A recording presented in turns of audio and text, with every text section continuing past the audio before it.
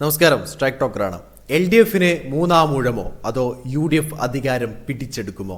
NDA എത്ര സീറ്റുകൾ നേടും? രാഷ്ട്രീയ കേരളം ആകാംക്ഷയോടെ കണ്ണുനട്ടിയിരിക്കുകയാണ്. ജനങ്ങൾ വിധി നടപ്പാക്കി കഴിഞ്ഞു. മെയ് 4-നാണ് വോട്ടെണ്ണൽ. Core Kerala pre poll survey പ്രകാരം 140 മണ്ഡലങ്ങളിലെ ട്രെൻഡ് ഇങ്ങനെയാണ്. LDF 66 മുതൽ 78 സീറ്റുകൾ വരെ നേടും. UDFന് 62 മുതൽ 72 സീറ്റുകൾ, NDAക്ക് 2 സീറ്റുകൾ വരെ. കടുത്ത മത്സരം നടക്കുന്നത് 12 മണ്ഡലങ്ങളിൽ. 1 കണ്ണൂർ, 2 പേരാവൂര്, 3 വടകര, 4 തൃത്താല, 5 ചങ്ങനാശ്ശേരി, 6 പൂഞ്ഞാർ, 7 ആറന്മുള, 8 കഴക്കൂട്ടം, 9 വട്ടിയൂർക്കാവ്, 10 നേമം, 11 കാട്ടാക്കട, 12 നെയ്യാറ്റിങ്കര.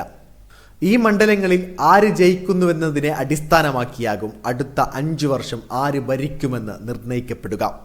വടക്കൻ കേരളത്തിൽ സാധ്യത ഇങ്ങനെയാണ്. 60 നിയമസഭാ മണ്ഡലങ്ങളാണുള്ളത്.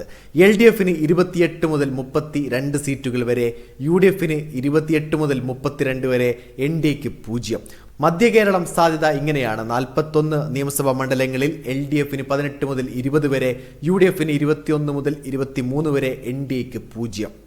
ഇങ്ങ് തെക്കൻ കേരളത്തിൽ സാധ്യത 39 നിയമസഭാ മണ്ഡലങ്ങളിൽ LDFന് 20 മുതൽ 26 വരെ, UDFന് 13 മുതൽ 17 വരെ, NDAക്ക് 2 സീറ്റുകൾ വരെ. കേരളം തൂക്കുമന്ത്രിസഭയിലേക്ക് പോകുമോ? എന്താണ് നിങ്ങളുടെ അഭിപ്രായം? നിങ്ങളുടെ അഭിപ്രായം രേഖപ്പെടുത്തുക. വീഡിയോ ഇഷ്ടമായി ലൈക്ക് ചെയ്യുക. കൂടുതൽ വീഡിയോസുകൾക്കായി ഈ ചാനലിലൂടെ തന്നെ സബ്സ്ക്രൈബ് ചെയ്യുക. This is strike talk signing off.